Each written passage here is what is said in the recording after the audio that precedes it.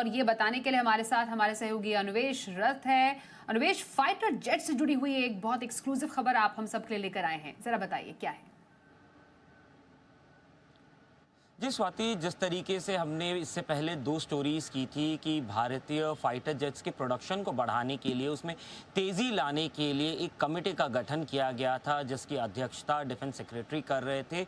उस कमेटी ने अपनी रिपोर्ट जो है वो रक्षा मंत्री के साथ साथ defence production secretary, air force chief, Indian air force chief के साथ साथ बाकी तमाम लोगों को इसको सबमिट किया है। DRDO के जो सेक्रेटरी हैं उनको भी इसको सौंपा गया है ताकि वो टाइमलाइन को अध्ययन किया जा सके, टाइमलाइन पे काम किया जा सके। अगर इस कमेटी रिपोर्ट की बात करें तो ये खुफिया रखी गई है। हमारे सोर्सेस के मुताबिक इस जो रिपोर्ट निकाली गई है, इस रिपोर्ट में कई महत्वपूर्ण चीज़ें हैं। इसमें कुछ लगभग कई पन्नों की ये रिपोर्ट है। इसमें सबसे इम्पॉर्टेंट ये कहा गया है क्योंकि भारत में इस वक्त जो LCA Mark 1 है, तेजस है, उसकी प्रोडक्शन अभी भी नहीं हो पा रही है। इंडियन एयरफोर्स को अभी बहुत तेजी से जरूरत है कि फाइटर एयरक्राफ्ट्स की उनकी उसमें शामिल किए जाए भारतीय वायुसेना में। तो इसके लिए इस कमेटी ने कई पॉइंटर्स में अपने सुझाव दिए हैं। उसमें से पहला सुझाव ये है कि टाइमलाइन बेस्ड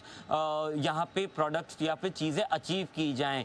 कोई भी चीज़ में डिले ना की जाए, चाहे वो रिसर्च में हो, चाहे वो गवर्नमेंट से क्लियरेंस में हो या फिर प्रोडक्शन में हो। तो इसी के लिए HAL, DRDO, defence production secretary, इन सबको हिदायत दी गई है कि आप टाइम बाउंड मैनर पे काम करें ताकि इसकी प्रोडक्शन ज़्यादा तेजी दी जा सके।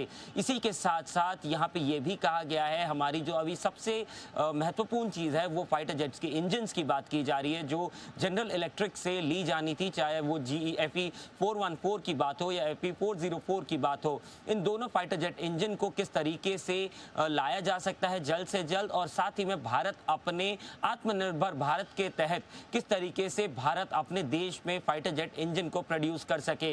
हालांकि इसके लिए 4 कंपनियों से बात चल रही है, चाहे वो बोइंग हो, चाहे जनरल इलेक्ट्रिक हो, चाहे वो साफरान हो। साफरान के साथ हालांकि भारत अपना एक इंजन पे ऑलरेडी काम कर रहा है, लेकिन उसको जल्दी तेजी लाने की बात है। यहाँ पे 2 इंजन की बात की जा रही है। एक इंजन वो है जो 110 न्यूटन फोर्स की ताकत रखता है और दूसरा है जो 80 से 90 न्यूटन फोर्स की ताकत रखता है। तो इन दोनों टाइप के इंजन को जल्द से जल्द प्रोड्यूस करने की यहाँ पे बात की जा रही है। इसी के साथ साथ ये हिदायत दी गई है कि जितने भी फाइटर जेट्स हैं, चाहे वो एमका हो, चाहे वो 5th जनरेशन फाइटर प्लेन हो, 4th जनरेशन फाइटर प्लेन हो, तेजस MK1, तेजस 1 अल्फा, तेजस मार्क 2, और उसी के साथ साथ टेड BF जो नेवी के लिए फाइटर जेट बनाए जाने हैं, इन सारे फाइटर जेट्स को किस तरीके से जल्दी से जल्दी बनाया जा सकता है, इनकी प्रोडक्ट लाइन पे काम किया जा सकता है, इस पे भी महत्वपूर्ण जानकारी दी गई है। इसी के साथ साथ सबसे इंपॉर्टेंट ये चीज कहा गया है कि किस तरीके से प्राइवेट प्लेयर्स को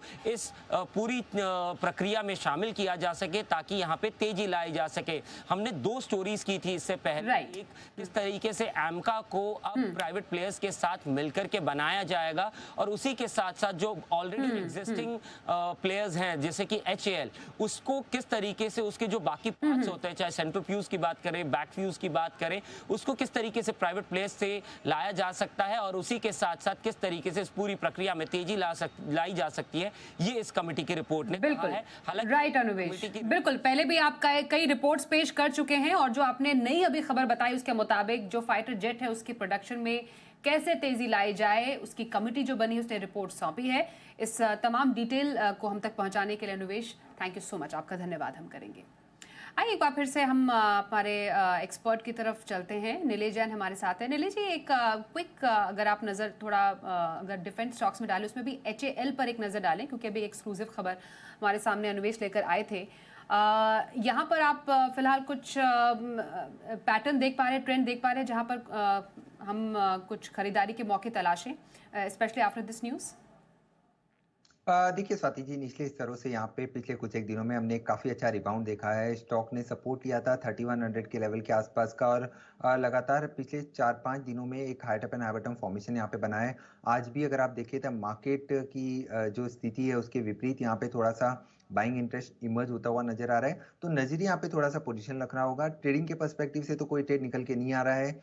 बट यहाँ पे थोड़े से पोजीशन लिहाज से देखें, नेक्स्ट 6 to 8 मंथ्स या 1 ईयर प्लस के टाइम फ्रेम के लिहाज से यहाँ पे स्टैगर्ड वे में इस पर्टिकुलर काउंटर को पोर्टफोलियो में ऐड करके चल सकते हैं, क्योंकि शॉर्ट टर्म के लिहाज से low top and low bottom formation अभी भी इंटैक्ट है। तो ऊपरी सिरों पर 3600 का लेवल क्रॉस होना बहुत जरूरी है। अगर वो क्रॉस हो जाता है तो यहाँ पे एक मोमेंटम ट्रेड 3800 और 4000 तक का लिया जा सकता है। बट मेरे ख्याल से यहाँ पे पोजिशनल ट्रेड लिए 3200 के आसपास का स्टॉप लॉस लगाएं, और पोजीशन लिहाज से यहाँ पे 3800 4000 तक के लेवल हमें नेक्स्ट 6 to 8 मंथ में देखने को मिल सकते हैं। ओके, तो 6 से 8 महीने का नजरिया लेकर एचएएल में आप 3200 के स्टॉप लॉस के साथ पोजीशन बना सकते हैं। 3600 के एक टारगेट के लिए जरूर यहां पर नजर बनाए रखिएगा। एक छोटी सी ब्रेक के लिए भी रुकते हैं। ब्रेक के बाद इस बात